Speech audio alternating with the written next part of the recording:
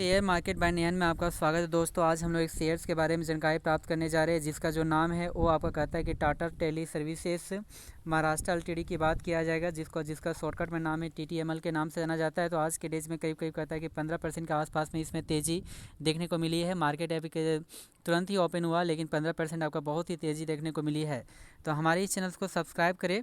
और लास्ट में हम लोग बात करेंगे इसकी टारगेट प्राइस और स्टॉप लॉस की बात किया जाएगा। कुछ हिस्ट्री के बारे में जानकारी प्राप्त करते हुए इसके बारे में जानकारी प्राप्त करने का कोशिश करते हैं। तो आज के डेज में जैसे ही आपका मार्केट ओपन हुआ था तो यह 77 के आसपास में ओपन हुआ।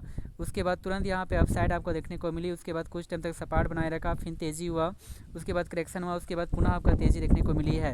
यदि हाई की बात करते तो 81 के आसपास में बनाया है, और यदि लो की बात करते तो 75 के आसपास में बनाया है। मार्केट कैप भी आपका ठीक ठाक नज़र आती है, 15,000 करोड़ के आसपास से मार्केट कैप नज़र आती है। और यदि इसकी पी रेशियो के बारे में और डिविडेंड यील्ड के बारे में बात किया जाए तो यहाँ पे इसका डाटा प्रस्तुत नहीं किया गया है। यदि इसकी बावनी खाई की यदि बात करते हैं तो बावनी खाई जो आपका बनाया है कुल मिलाकर, जिसमें आपको कहता है 111 रुपीज़ के आसपास में देखने को मिलती है। और बावनी लो की यदि बात करते हैं तो 65 के आसपास से मिलती है। तो कुल मिलाकर कहा जाए तो एक साल में कहता है कि जस्ट आपका 90% के आसपास में आपका रिटर्न या शेयर्स आपका दे चुका है। तो आने वाले टाइम में यह शेयर्स कहाँ तक जाएगी या नहीं जाएगी, इसके बारे में जानकारी प्राप्त करते हैं। कुछ डाटा को देख लेते हैं अच्छी तरह से। 5 डेज, 1 मंथ, 6 मंथ, 1 ईयर और 5 साल के डाटा को चेक करने के बाद हम लोग लास्ट में इसके बारे में बात किया जाएगा। तो यदि यहाँ पे 5 डेज के यदि डाटा को चेक किया जाए तो 5 डेज में लगातार इसमें तेज़ी देखने को मिली। और लास्ट में आज के टाइम में आपका काफ़ी आपको तेज़ी देखने को मिली। और 5 डेज में कुल मिलाकर 20% के आसपास में इसमें तेज़ी आपको देखने को मिली है। और यदि यहाँ पे बात करते हैं कि इसका 1 मंथ के यदि डाटा को चेक किया जाए तो 1 मंथ में भी आपका रिटर्न ठीक ठाक ही है, जिसमें कुल मिलाकर कहता है कि 4% के आसपास में आपका तेज़ी देखने को मिलती है। पहले आपका कहता है कि यहाँ पे सपार था, उसके बाद नीचे के करेक्शन जारी रहा, उसके बाद लगातार यहाँ पे आने की तेज़ी आपको देखने को मिली है। यदि यहाँ पे 6 मंथ के डाटा को चेक किया जाए तो 6 मंथ में कुल मिलाकर जो आपको रिटर्न जो देखने को मिलती है, जिसमें आपका 20% आपका गिरावट आपको देखने को मिल रही है। अर्थात 6 मंथ की दृष्टि से कहता है यह शेयर उतना अच्छा परफॉर्मेंस नहीं किया है। जो एक टाइम में यह शेयर कहता है 110 के आसपास में था, उसके बाद लगातार नीचे के करेक्शन जारी रखा, फिर उसके बाद तेज़ी हुआ, उसके बाद करेक्शन इंडिकेट किया गया है। यदि यहाँ पे बात करते हैं आपका यहाँ पे कहते हैं कि बात करते हैं एक साल नहीं बल्कि 1 जनवरी 2025 से यदि बात करते हैं तो कुल मिलाकर 5% के आसपास में आपको रिटर्न्स आपको देखने को मिलती है। तो उतना अच्छा परफॉर्मेंस ठीक ठाक ही है जिस तरह से आपको देखने को मिली है। जो एक टाइम में कहता है कि 80 के आसपास में था, फिर उसके बाद नीचे करेक्शन हुआ, उसके बाद पुनः आपका 80 की ओर इंडिकेट किया गया है। यानी कुल मिलाकर 20 डेज आपका जनवरी में हो चुका है।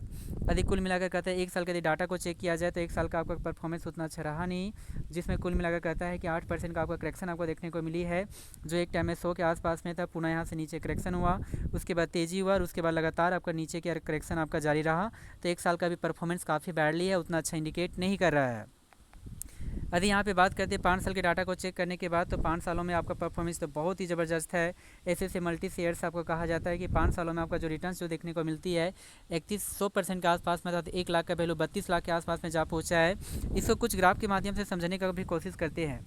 तो यहाँ पे आप देख सकते हैं कहता है कि यह जो शेयर था करीब कहता है कि 24 जनवरी 2020 में कहता है 2 के आसपास में था, और इस टाइम आपका 80 के आसपास में जा चुका है, यानी कि 40 गुना से भी ज़्यादा, यानी 1 लाख का वैल्यू 40 के आसपास में आपका पहुँच चुका है। बहुत टाइम तक कहता है ये सपाट बनाए रखा, जैसे कि यहाँ पर भी आप देख सकते हैं कि इसे आने में कहता है 11 सितंबर 2020 में आने तक 3 रुपीज़ 35 पैसे के आसपास में आने का कोशिश किया गया। उसके बाद पुनः इसमें आपका यहाँ से आपका ब्रेकआउट ज़्यादा हुआ, जिसमें आपको कहता है कि 28 मई 2021 में ब्रेकआउट होकर 14 के आसपास में भी आने का कोशिश किया गया। उसके बाद पुनः इसमें तेज़ी देखने को मिली, और तेज़ी इतना ज़बरदस्त था कि यह शेयर आपका कहता है बढ़कर तुरंत कहता है कि 7 जनवरी 2022 में 263 के आसपास में भी आने का कोशिश किया गया। लेकिन वहाँ पे अचानक इसमें गिरावट भी देखने को मिली, और यह शेयर गिरकर कहता है कि 25 फरवरी 2022 में 112 के आसपास में भी आने का कोशिश किया गया। उसके बाद थोड़ा सा तेज़ी हुआ, उसके बाद पुनः आपका करेक्शन हुआ, और करेक्शन होकर यह शेयर कहता है कि 13 अप्रैल 2023 में 62 के आसपास में भी आने का कोशिश किया गया है। और उसके बाद थोड़ा सा तेज़ी के बाद 91 यानी कि 96 के आसपास में जाने का कोशिश किया गया, 107 के आसपास में आने का कोशिश किया गया 15 सितंबर 2023 में। उसके बाद पुनः इसमें आपका थोड़ा सा यहाँ पे नीचे का करेक्शन आपको देखने को मिल रही है।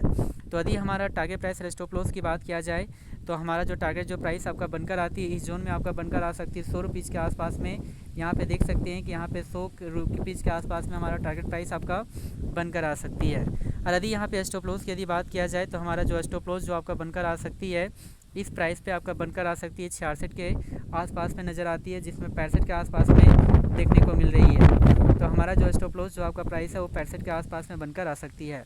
जी हाँ दोस्तों, थैंक यू वेरी मच। आपका जो भी आपका फिनेंशियल एडवाइज़र है उसके द्वारा एक बार सलाह ले ले और सलाह लेने के बाद इसे अपने पोर्टफोलियो में ऐड करने का कोशिश करें। जी हाँ दोस्तों, थैंक यू वेरी मच।